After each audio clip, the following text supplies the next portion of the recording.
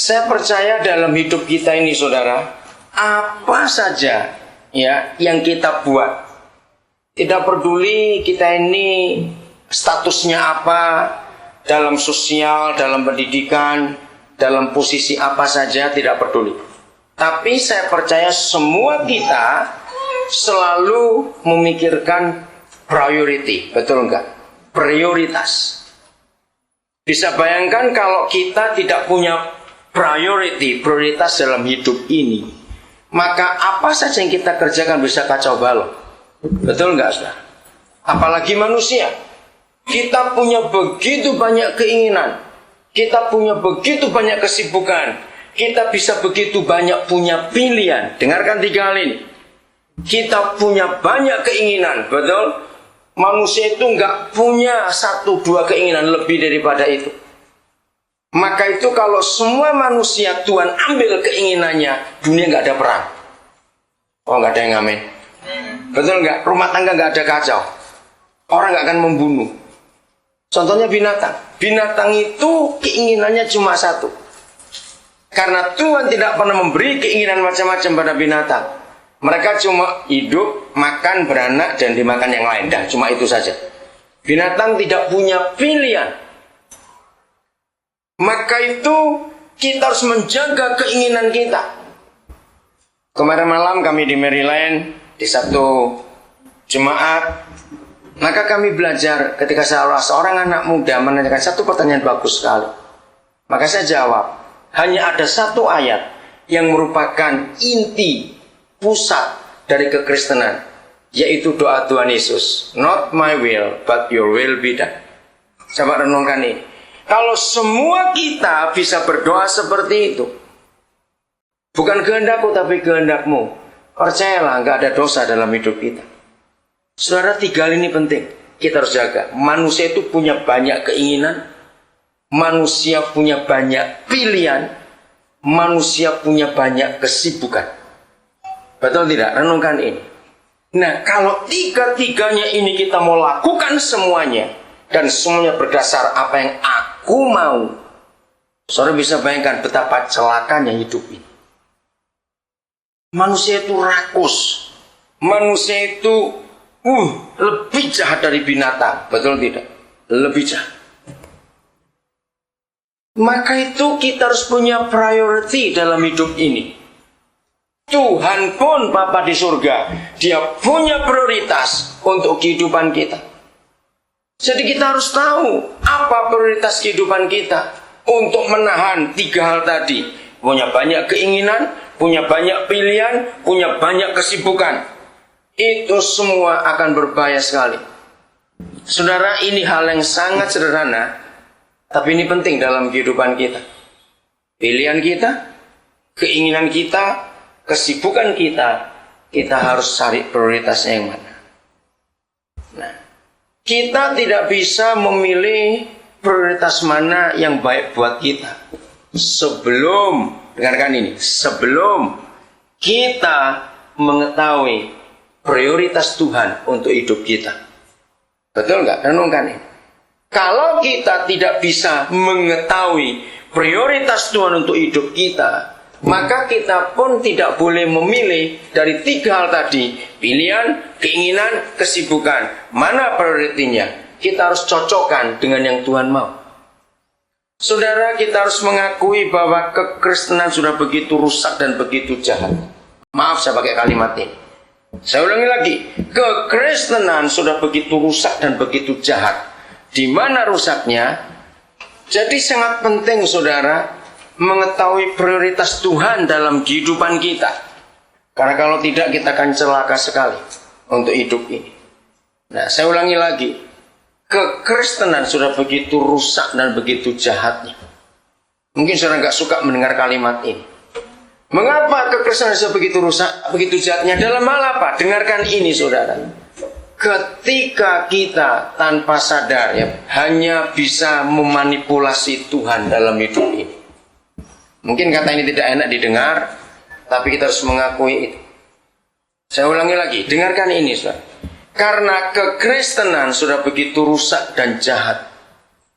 Dalam hal apa kita rusak dan jahat?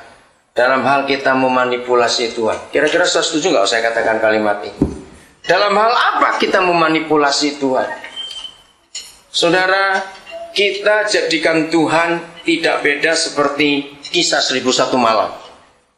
Tuhan kita buat seperti lampu Aladin. Masih ingat lampu itu? Begitu digosok keluar jin dan minta-minta apa saja, jinnya nurutin. Maaf, karena kita memaksa Tuhan untuk menjawab yang kita pinginkan. Maaf, saya kan harus banyak minta maaf dalam hal ini. Hari Rabu malam waktu kami kebaktian di villa, tengah-tengah kebaktian saya lagi menyampaikan firman seperti ini. Terus gembalanya bisik kepada istri saya, terus dia pergi keluar dengan tergesa-gesa.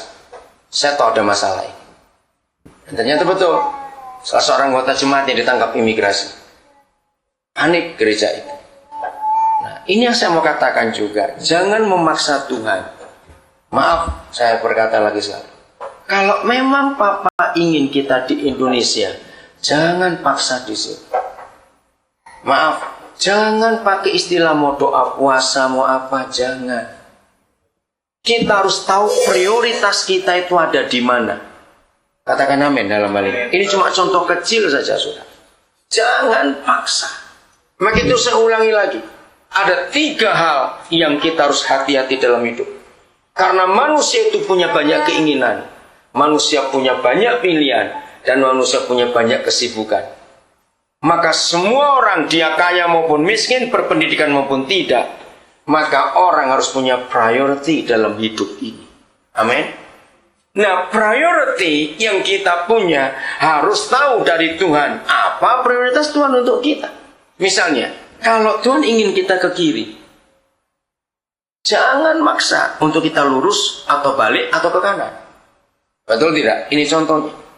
Dan itu cara kita hidup dalam kebenaran. Lagi sekali saya katakan, inti, pusat kekristenan, titik tengah kekristenan. Kalau kita cari ayatnya di mana?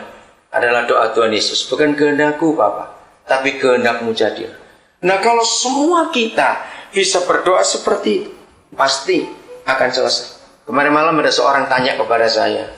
Dia bilang, saya sudah lama jadi Kristen, cuma satu yang saya nggak pernah alami. Apa itu? Mendengar suara Tuhan. Bagaimana caranya? Saya bilang gampang. Nggak perlu puasa, nggak perlu. Kalau kamu mendengar suara Tuhan pakai puasa, itu jadi dukun nanti, bahaya itu. Nggak ada ayatnya bilang begitu. Lalu gimana? Satu saja. Nah, kebetulan dia itu agent, suka masukin orang Indonesia cari kerjaan apa begitu. Nah, nggak usah Tuhan, kamu aja. Kalau kamu punya anak buah, kamu punya tim, tapi tiap kali kamu suruh, tiap kali kamu perintah, tiap kali kamu ajak bicara, selalu nyimpang. Bilang tidak, aku sibuk segala macam. Jawab pertanyaan saya. Kamu masih mau nggak ngomong sama orang seperti itu?